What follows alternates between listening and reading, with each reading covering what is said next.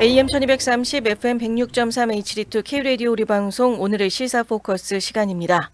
이 시간은 고향의 맛을 전해드리는 미국 최대 아시안 슈퍼마켓 체인 H마트, 한국의 법무법인 클라스와 한결이 합병해 10위권 로펌으로 탄생한 법무법인 클라스 한결, 유럽풍의 감성과 편안함, 고급스러운 웨딩홀, 서울 강남에 위치한 엘리에나 호텔 공동 제공입니다. 어제 연방화에 대한 내용으로서 연방화라고 하는 트럼프 대통령의 언급이 줬던 파급 효과, 각 언론사별로의 시각의 차이, 한쪽에서는 헌법적인 위반이다. 또 다른 한쪽에서는 헌법적인 것보다는 선거의 투명성과 공정성을 얘기하는 거다. 이런 차이들을 살펴보는 시간이 있었다면 오늘은 연방화 2로서 실제 그 이면의 진실이 어떤 방향으로 향후에 선거의 모습들이 다가오게 될지를 가늠해보는 시간을 가져보도록 하겠습니다. 조지아주 풀턴 카운티 FBI 압수 사건을 깊이 있게 다뤄봅니다. 지난 1월 28일에 FBI 요원들이 아틀란타 인근의 선거자료 보관소를 급습을 해서 무려 700여 상자에 달하는 2020년 대선 투표 관련 자료를 압수해갔습니다. 그런데 이 자리에 예상치 못한 인물이 등장을 했습니다. 바로 털시 게버드 국가정보국장의 등판입니다. 많은 분들이 궁금해 하실 겁니다. 선거 조사라면 FBI가 조사하는 게 맞는 거고 국내의 일인데 왜 국가정보국장이 나타났을까요? 이것은 단순히 과거의 표를 다시 재검하자고 다시 한번 세보자고 하는 게 아니라는 겁니다. 선거라는 것은 국민의 가장 신성한 권리입니다. 한치의 의문도 있어서는 안 되고 이번 조사는 앞으로 이루어지게 될 모든 선거의 투명성과 공정성을 지키기 위한 강력한 메시지를 담고 과거의 사건을 다시금 역추적한다는 데에 있습니다. 먼저 무슨 일이 일어났는지를 정리를 좀 해보겠습니다.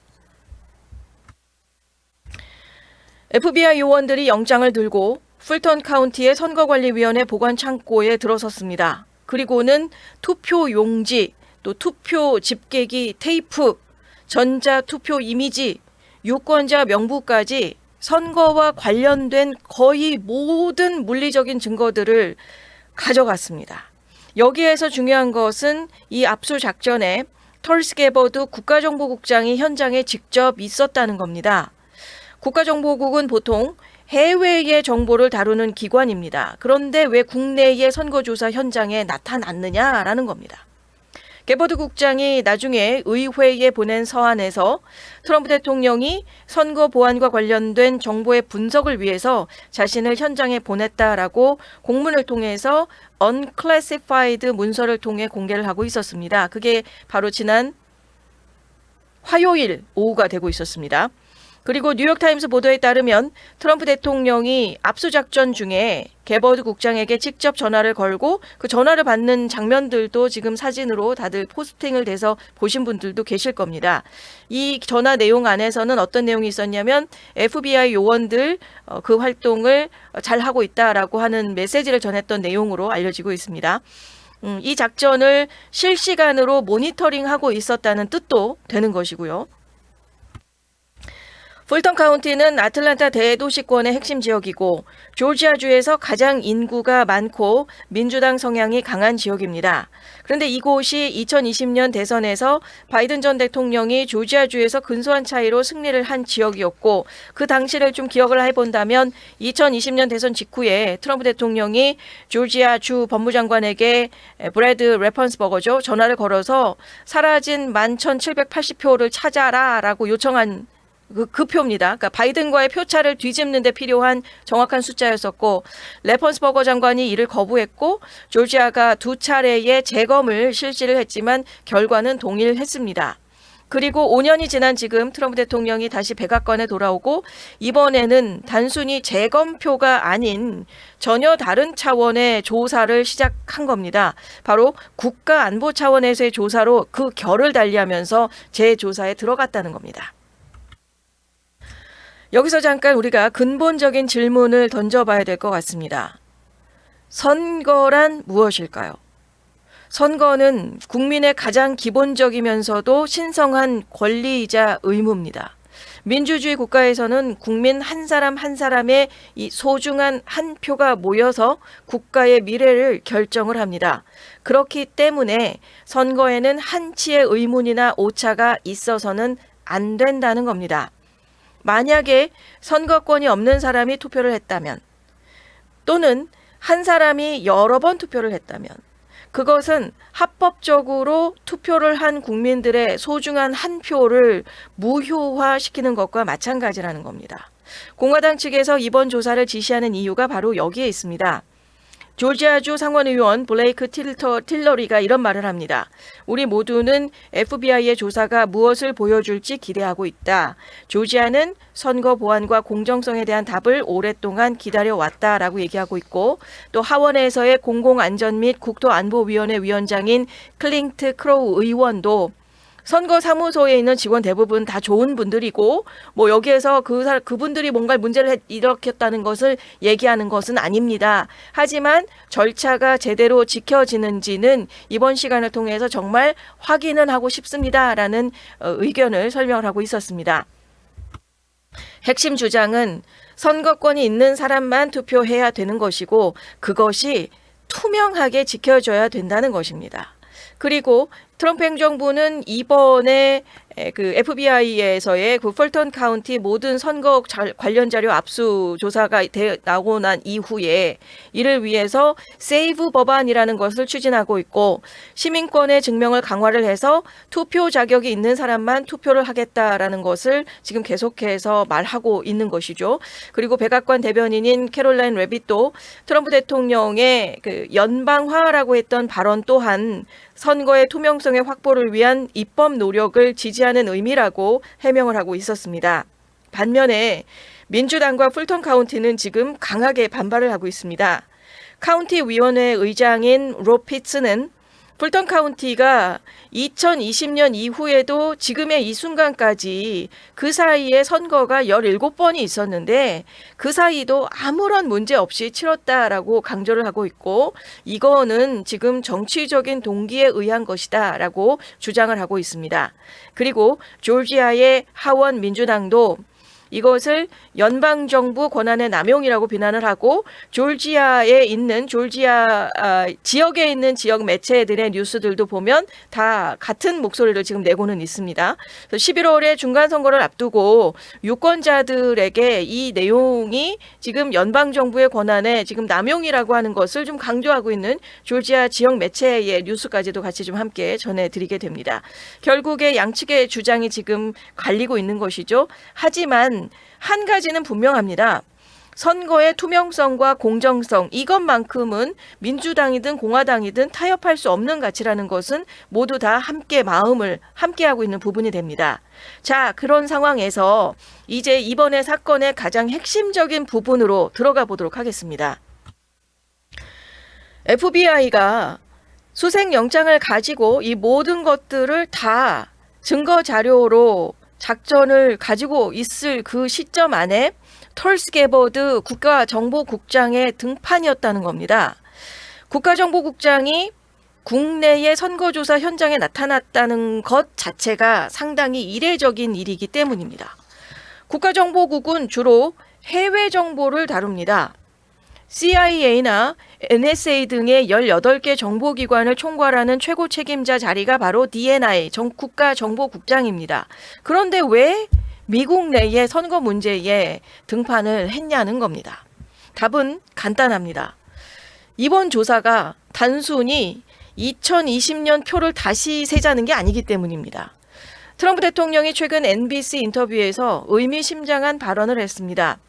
부정행위 중에 상당 부분이 국제적인 부정행위였다. 많은 부정이 국제적으로 이루어지고 있다. 여기에서의 키워드가 바로 국제적이라는 겁니다. 게버드 국장이 현장에 나타났다는 것 자체가 이번 조사가 그냥 국내 안에서 선거 이거 다시 한번 표 검사하고 2차원이 아니고 이번 조사가 국가 안보 차원으로 격상되었다는 것을 의미한다는 겁니다. 단순히 미국 내의 행정적인 실수를 찾는 게 아니고 해외 세력이 미국 선거에 개입을 했는지, 또 전자투표 시스템이 해킹을 당했는지, 외국 서버와 연결이 되었었는지 조사를 하겠다는 겁니다. 그리고 개버드 국장이 의회에 보낸 unclassified 그 서한을 통해서 선거 보안과 관련된 정보를 조정, 통합 및 분석할 수 있는 법적인 권한에 따라 현장에 있었던 것이다라고 공문을 통해 설명을 했습니다. 여기서 더 흥미로운 부분은 바로 베네수엘라와의 연결고리입니다. 이번 조사가 베네수엘라식 선거 조작 모델과 연결짓는 시각이 좀 존재하고 있고, 베네수엘라 마두로 정권이 사용했다고 의심받는 전자투표의 시스템의 취약성, 또 그리고 해외 일부 나라에서 선거 결과를 조작하기 위해 사용한 기술, 자금, 또 미국의 특정 카운티 시스템에도 이것이 영향을 미쳤을 수도 있다는 가설을 가지고 이 이야기들이 지금 풀어나가지고 있다는 겁니다. 한때 털시 게보드 정보국장은 민주당의 경선 후보이기도 했었고, 털시 게버드 국장 본인도 과거부터 이 문제를 지적을 해왔었던 인물이라는 겁니다. 그녀는 과거에 민주당의 의원 시절에서도 종이 투표지, 그러니까 페이퍼 보트에 대한 중요성을 강조를 했었던 인물이었고, 인터넷에 연결될 수 있는 모든 투표기기가 해외 해커들의 놀이터가 될 수 있다라고 공화당으로 오기 이전부터도 강조를 하고 있었던 인물이었다는 겁니다. 그러니까 일부 전문가들은 게버드가 DNI의 해외 자산을 동원을 해서 베네수엘라나 중국, 러시아 등의 정보기관이나 관련 기업들이 미국의 선거 인프라에 침투를 했는지에 대한 조사를 이미 마쳤을 것으로 추측을 하고 있습니다. 트럼프의 다른 내각들이 그동안 많은 일을 해오고 있었고, 국무장관이든 전쟁부 장관이든 또 국토안보부 장관이든 때로는 막 전면에 나서는 모습들을 보여주고 있었는데 상대적으로 조용하게 침묵을 하고 있었던 털시 게버드 국장이었습니다. 그동안 게버드 국장이 조용했던 건 바로 이 작업을 준비하느라 조용했었던 거라는 해석이 이 시점에서 풀리고 있는 것 같습니다. 정보당국 내에 별도의 태스크포스를 구성을 해서 투표기기의 보안의 취약점을 수개월 전부터 조사해 왔다는 보도도 나오고 있습니다.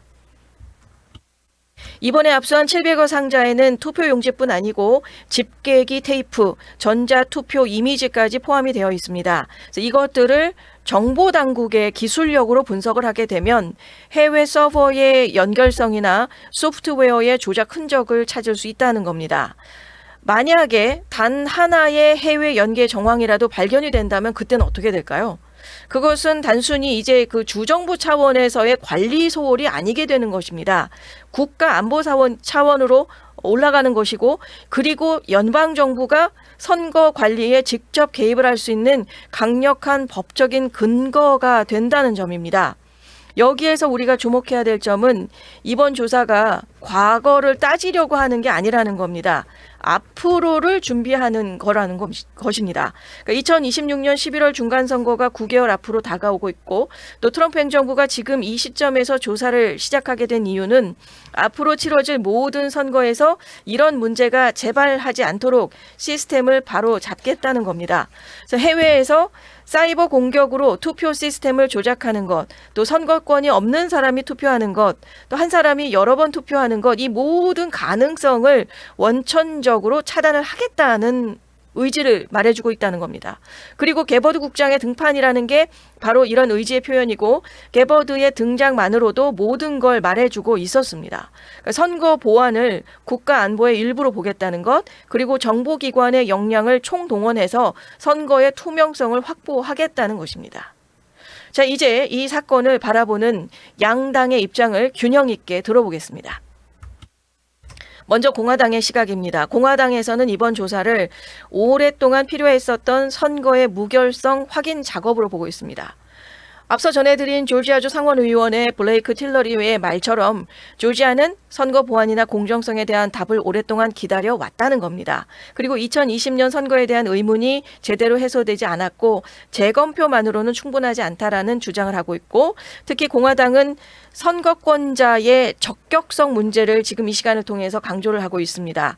시민권이 있는 사람만 투표해야 되고 이것을 확실하게 검증할 시스템이 필요하다는 겁니다. 그런 표현으로 지금 공화당은 당론을 가지고 있고, 해외 세력의 선거 개입 가능성을 심각한 모습으로 받아들이면서 전자투표 시스템, 우편투표의 보안의 취약점, 그리고 외국 서버와의 연결 가능성 등을 철저히 조사해야 된다고 보는 공화당의 시각이 있고요. 민주당의 시각은 이렇습니다. 반면에 민주당은 이번 조사를 정치적인 동기에 의한 권력 남용으로 규정을 합니다. 조지아의 하원 민주당 대표인 스테이시 에반스 의원은 우리는 가능한 모든 수단을 동원해서 싸우고 있다면서 강한 반발 의지를 보였습니다. 민주당의 핵심 주장은 이겁니다. 2020년 선거가 이미 2차례 재검을 거쳤고 또 수많은 법원에서 부정선거 주장이 기각이 됐고 또 풀턴 카운티 위원장인 라피츠의 경우도 2020년 이후에 17번의 선거가 있었는데 그동안 아무 문제 없이 치러졌고 또 카운티의 선거 관리 능력을 강조를 하고 있습니다. 그리고 민주당이 또 우려하는 것은 타이밍입니다. 2026년 중간선거 9개월 전에 이런 대규모 조사를 시작하느냐는 것이죠.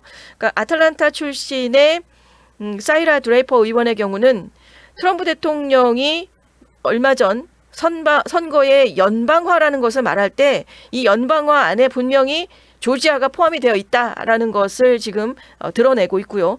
민주당에서는 특히 이번의 문제를 헌법적인 문제로 제기를 하고 있습니다.